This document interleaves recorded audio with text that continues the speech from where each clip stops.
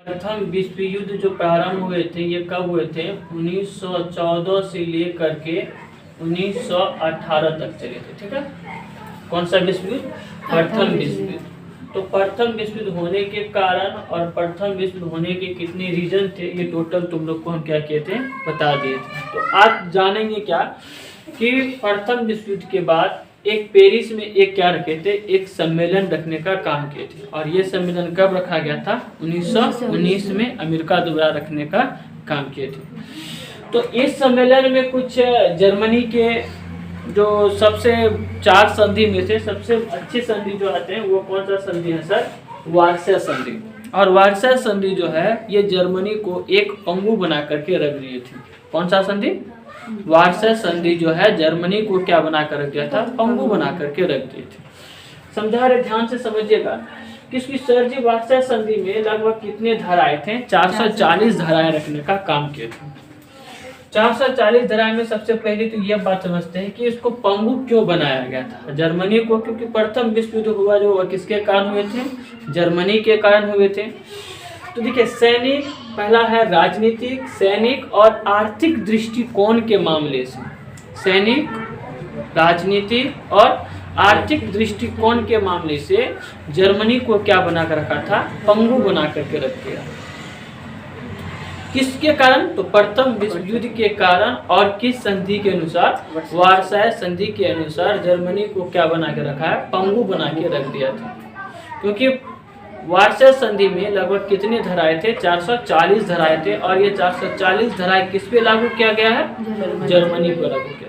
तो इस पॉइंट को हम ध्यान से समझा रहे हैं और समझिएगा। तो जर्मनी में 440 धाराएं थे। एक आपका आता है कि समझ में आ गया? ठीक है। अब इस जर्मनी में की संधि के एक प्रावधान भी थे, वह प्रावधान अलिखित थे, मतलब वो लिखित नहीं थे, एक मामले के अनुसार वो रखने का काम किए थे। और यह पेरिस सम्मेलन में ही रखा गया था। पहला है मित्र राष्ट्र। ध्यान से समझिएगा कि इस पेरिस सम्मेलन में वार्सा संधि में सबसे पहला पॉइंट को ये रखा गया था कि मित्र राष्ट्र के जो भी प्रथम विश्व युद्ध में क्षति हुए हैं वह टोटल का भरपाई कौन करेगा? तो जर्मनी वाले करने का काम करे। समझ में आ रहा है? जैसे कहते हैं कि 2 में लड़ाई हो रहा है, एक मान लेते कोई एक और लड़का है और एक और लड़का है। ठीक है, ठीक है। इस लड़का का नाम रख देते हैं मित्र राष्ट्र। ठीक है, समझ में आपको आ जाना चाहिए। और इस लड़का का नाम रख देते हैं कौन सा सर जी? केंद्र शक्ति। ठीक है। संयोग से क्या होते हैं कि मित्र राष्ट्र क्या होते हैं? केंद्र शक्ति से क्या हो जाते हैं? जीत जाते हैं। और केंद्र शक्ति की क्या हो जाते हैं? हार हो जाते हैं। समझ में आ रहा है ना? केंद्र शक्ति की क्या होते हैं? हार। केंद्र शक्ति में जितना भी उसके आगे पीछे लोग थे, जितना भी लोग थे केंद्र शक्ति में, जितना भी लोग थे, समझ में, मेरी ध्यान से आना, जितना भी लोग थे केंद्र शक्ति में, ठीक है, या मित्र राष्ट्र में जितना भी लोग थे, टोटल का भरपाई कौन करेगा? इस केंद्र शक्ति का कौन सा देश करेगा? तो सर जर्मनी। किस देश के साथ? मित्र राष्ट्र के साथ। समझ में आ रहा है ना? ये कौन सा राष्ट्र? मित्र राष्ट्र। ये कौन सा? केंद्र शक्ति।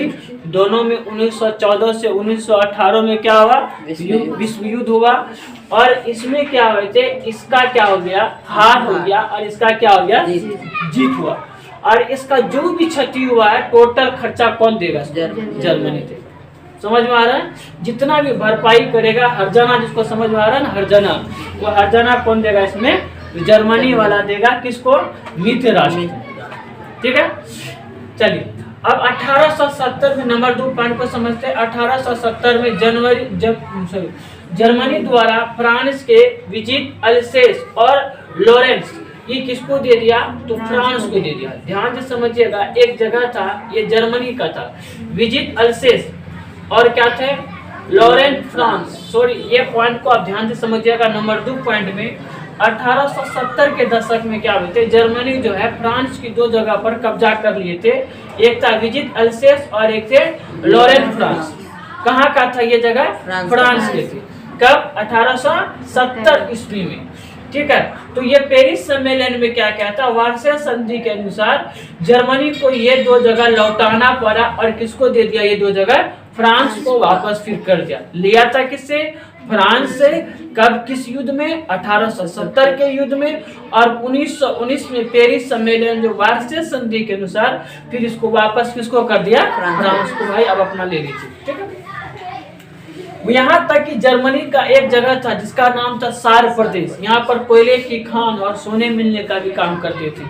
ये भी क्या किया, ये भी फ्रांस को वापस कर दिया। किसको, सार प्रदेश। सार प्रदेश किसका था, जर्मनी का। और किसको वापस कर दिया, फ्रांस को कर दिया। और ये क्यों दिया इस जगह, इस जगह में क्या था, तो इस जगह में कोयले का खान थी और सोने मिलने का काम भी करते, सोने का भी खान था। और ये दोनों जगह किसको दे दिया, फ्रांस। ठीक है। जर्मनी का जो पूर्वी भाग था वो पूर्वी भाग किसको दे दिया, पोलैंड को दे दिया। ठीक है। कौन सा भाग, पूर्वी भाग किसको दे दिया, पोलैंड को दे दिया। डांजिंग और ममेल ये बंदरगाह जो था ये किसको दे दिए, राष्ट्र संघ के अधीन कर दिए। ठीक है। 13% भूभाग और 10% आबादी वाला से हाथ भी क्या कहता है, जर्मनी ने जोड़ लिया। मतलब वो भी लोगों को क्या कर दिया, राष्ट्र संघ को क्या क्या दे दिए। क्या क्या, लेकिन सबसे पहले दो जगह डांजिंग और ममेल बंदरगाह किसको दे दिया, ये राष्ट्र संघ को दे दिए। और 13% भूभाग और 10% आबादी वाला भी शहर किसको दे दिया, राष्ट्र संघ को दे दिया। और इससे भी बेचारा क्या क्या जर्मनी वाले ने हाथ क्या क्या धो लिया।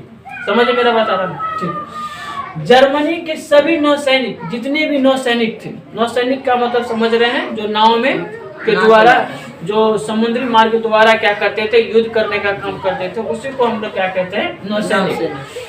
पर पेरिस सम्मेलन में जर्मनी के जितने भी नौसैनिक थे टोटल को क्या किया, जब्त कर लिया।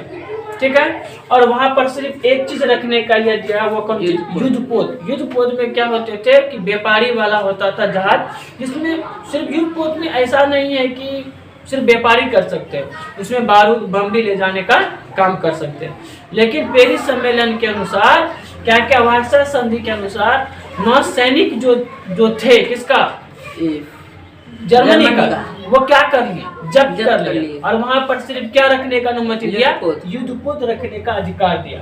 वहां का जो पनडुब्बी था, पनडुब्बी समझ रहे हैं ना, वहां का जो पनडुब्बी था और वायुसेना था, उस पे भी क्या लगा दिया, प्रतिबंध लगा दिया। ठीक है। जर्मनी जो उपनिवेश बना करके रखे थे, जितने भी, जैसे एशिया के साथ रखा था, अफ्रीका के साथ रखा था, और ये जितने भी मतलब देश में वो क्या बना रखे, उपनिवेश, वो सब किसको देना पड़ गया, मित्र राष्ट्र को बांट दिया।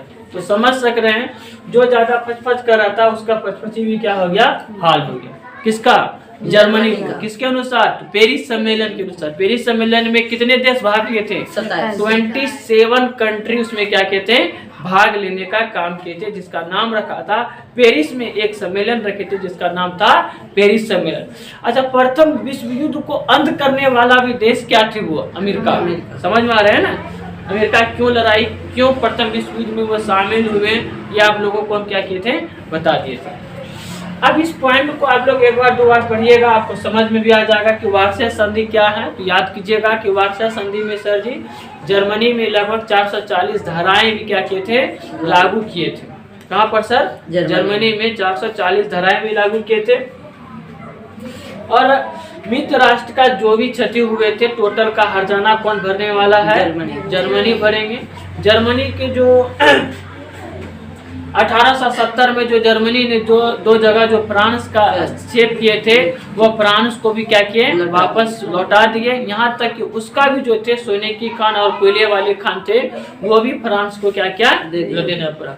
तो समझ रहे हैं कि जर्मनी की लगभग बहुत सारे वार्सा संधि के अनुसार जर्मनी का क्या हो गया, एक पंगु बना के रख दिया। कि किसके अनुसार, तो पेरिस सम्मेलन में वार्सा संधि के अनुसार किसको पंगु बना के रख दिया था, जर्मनी को। समझ में आ रहा है ना, ठीक है। अब आते हैं सर, प्रथम विश्व युद्ध के कुछ ऐसे परिणाम है, तो थोड़ा सा जानेंगे, उसके बाद हम लोग अगले क्लास में इसको भी सीखेंगे। थोड़ा सा ही कहानी जानेंगे कि सर प्रथम विश्व युद्ध के कितने परिणाम, जो आपका यहाँ पर निम्नलिखित है। पहला हम पढ़ाते हैं कि प्रथम विश्व युद्ध 1914 से लेकर के 1918 तक चले थे। समझ में आ रहा है ना। प्रथम विश्व युद्ध में जितने भी क्या थे सर, मित्र राष्ट्र थे, सॉरी केंद्र शक्ति देश जितने भी थे वहां पर क्या चलते थे, साम्राज्य चलते थे।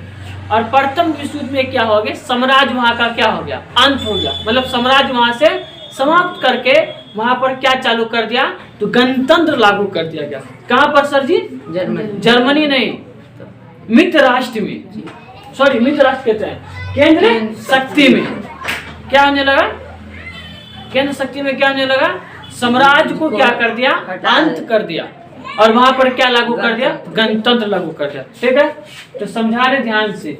पहला है राजनीतिक परिणाम में हमारे इसको 4 भागों में बांटेंगे। पहला है साम्राज्यों का अंत।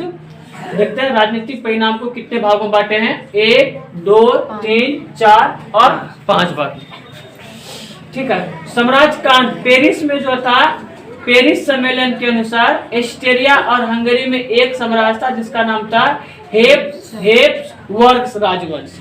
इसका क्या हो गया, इस राजवंश मतलब समझ रहे हैं क्या था, ये साम्राज्य था। और किसका साम्राज्य था, एस्टेरिया हंगरी का साम्राज्य था। कौन सा, हेब्सबर्ग राजवंश। इसको क्या कर दिया, समाप्त कर दिया, किसके अनुसार, पेरिस सम्मेलन के अनुसार। ठीक है, जर्मनी में तो होजेन जोर्डन, ये भी साम्राज्य का क्या कर दिया, अंत कर दिया, और वहां पर क्या लागू कर दिया, गणतंत्र लागू कर दिया। समझ में आ रहा है इस पॉइंट को, ये 2 पॉइंट को याद कर लीजिएगा। ठीक है, 1917 में रूस में जो था एक साम्राज्य था जिसका नाम था रोमानोव राजवंश, इसका भी क्या कर दिया, अंत कर दिया। और तुर्की में जो थे ऑटोमन सम्राट, इसका भी क्या कर दिया, अंत कर दिया। और ये 2 जगह भी क्या लागू कर दिया, गणतंत्र लागू कर दिया। और यूनान और इटली में क्या लागू कर दिया, गणतंत्र नहीं, जो भाग तुर्की का बचा था वो यूनान और इटली को क्या किया था, दे दिया। समझ में आ रहा है ना। तो पहला है राजनीतिक परिणाम में, सबसे पहले साम्राज्य का क्या हुआ, अंत हुआ। और साम्राज्य के अंत में कौन से, एस्टेरिया का कौन सा साम्राज्य था, और जर्मनी के कौन से साम्राज्य थे, और रूस के कौन से साम्राज्य थे, और तुर्की के कौन से साम्राज्य थे। तो इस पॉइंट को आप लोग को समझ में आ गया ना।